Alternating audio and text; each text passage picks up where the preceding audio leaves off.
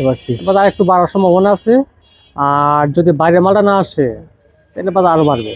আমাদের সাথে আছেন ব্যবসায়িক নজরুল ভাই, আসসালামু আলাইকুম। ওয়ালাইকুম আসসালাম। কেমন আছেন? আচ্ছা, আলহামদুলিল্লাহ ভালো আছে। ভাইজান, পেঁয়াজের বাজার আমরা তো বাড়তি শুনতে পাচ্ছি। জি, এখন অনেকে প্রশ্ন করেছে আরো কি বাড়বে বাজার? একটু বাড়ার সম্ভাবনা আছে। আর একটু বাজার বাড়বে মানে 80 টাকা কি ঠেকে যাবে? 80 টাকা তো আজকে মানে মোটা মালটা 80 টাকা বিক্রি হচ্ছে। হ্যাঁ, একদম মোটা ওভার সাইজ যেটা হাইব্রিড যেটা, এটা 80 টাকা বিক্রি হচ্ছে। আর নর্মালি এগুলি বিক্রি হচ্ছে 75 টাকা, 70 থেকে 75 টাকা। আচ্ছা আচ্ছা আচ্ছা আচ্ছা, বুঝতে পারছি। বাজার একটু বাড়ার সম্ভাবনা আছে, আর যদি বাইরের মালটা না আসে তাহলে বাজার আরো বাড়বে। আচ্ছা ভাই, যদিও বাজার 80 টাকা, খুচরা বাজারে কিন্তু 100 টাকা বিক্রি হবে। জি, আমরা যারা সাধারণ ক্রেতা এই সমস্ত পেঁয়াজ 100 টাকা কিনে খাইতে পারবো? এটা তো খুব কষ্টকর, কারণ যারা 20,000 25,000 বেতন চাকরি করে এদের জন্য তো দেখা গেছে 5 টাকা বাড়লে অনেক কিছু। আর যারা শিল্পপতি এদের বেলা যদি 1000 টাকা বাড়ে তাতে কোনো আসে না। দেখতে সাধারণ জনগণের চিন্তা করতে হবে। আচ্ছা আচ্ছা আচ্ছা আচ্ছা, পেঁয়াজ নিয়ে পেঁয়াজ নিয়ে শুধু প্রত্যেকটা দ্রব্যমূল্যের দামে ঊর্ধ্বমুখী, সেক্ষেত্রে শুধু পেঁয়াজটা না, আদার বাজার বেশি, রসুনের বাজার বেশি। হ্যাঁ, কিন্তু বাংলাদেশের রসুন তো এখন খানা। চায়না রসুন বাজার 140 টাকা, বাংলাদেশের রসুন বাজার 60 টাকা, হাইয়েস্ট বাজার।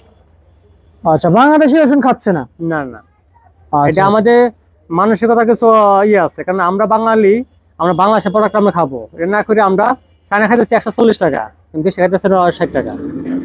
আচ্ছা আচ্ছা, মানে চায়না 140 টাকা খাচ্ছে? জি জি। আর দেশি 60 টাকা খাইতে কষ্ট হয়ে যায়। সর্বনিম্ন বাজার 30 টাকা আর সর্বোচ্চ 60 টাকা দেশি রসুনের বাজার। জি জি জি। হাই হাই ভাই, রসুনের বাজার আবার কমে গেল? জি জি জি। আচ্ছা আচ্ছা, মানে রসুনের বাজার আবারও সে নিম্নগত হয়ে গেছে। হ্যাঁ হ্যাঁ হ্যাঁ। আর এদিকে আলু আজকে কত কত বিক্রি করেছেন ভাই? আলু 7 টাকা 8 টাকা। ভাই আলু তো গ্যাস এসে গেছে ভাই। হ্যাঁ, আলু তো লাস্ট সিজন। আচ্ছা, এখন লাস্ট সিজন না? হ্যাঁ হ্যাঁ হ্যাঁ। এখন বাতাস লাগলে তো গ্যাস চলে আসবে। হ্যাঁ হ্যাঁ হ্যাঁ। আচ্ছা, আর স্টোর থেকে কি আলু কি বের করে দিয়েছে? না, বের করতেছে। স্টোরেজ পরিমাণ আলু আছে 3-4 মাসে শেষ করতে পারবে না। তার মানে তো হুট করে সবকিছু বের করা যাবে না। না, বের করতেছে, কিন্তু আর কিছুদিন পর তো আরো ফালাই দিতে হবে। কিছুদিন পর তো আলু যে নতুন আলু এসে পরে এগুলো খাবে না।